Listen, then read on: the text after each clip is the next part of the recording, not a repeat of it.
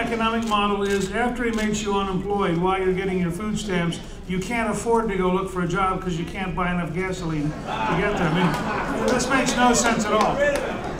I am for an American energy plan to create the jobs in the United States, producing the energy in the United States, to keep $500 billion a year in the United States, which is both good for our economy and very, very important for our national security.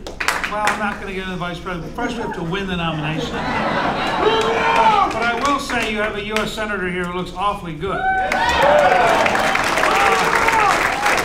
me just say that we are faced with, I think, the most important election of our lifetime. Amen. I think a re-elected Barack Obama would be a nightmare in terms of the radical values. At the airport Renaissance Hotel for Newt Gingrich's big pre-primary rally. With me tonight is the man who's been with Newt Gingrich through thick and thin. As a congressman, he was one of his closest advisors, and now he's his national campaign chairman, former Congressman Bob Walker of Pennsylvania. Bob, glad to have you. Nice to be with you. All right, tell me, how does it look tomorrow?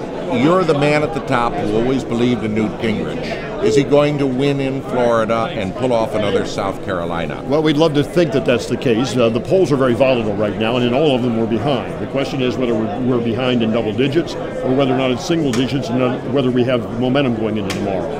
I'd prefer to believe we have momentum going into tomorrow, and that the polls have turned around markedly in just the last couple of days. There's polling data to justify that, but look, we're going to be close enough that this is simply one more step in a campaign that is going to take us all the way to the convention. Would it help if Santorum and Paul were out of the race? Sure it would help, because it would bring about a coalescing of the conservatives behind one candidate, and Mitt Romney has never shown he can carry a majority of the vote anywhere. The vote totals tomorrow, even should Newt lose, will be that a conservative majority will have spoken, and Mitt Romney will be behind that conservative majority. And so we really do have a situation where coalescing behind one candidate would be a big help. All right, you're a friend of Rick Santorum's, a fellow Keystone State son. Yeah. What would you tell him tonight?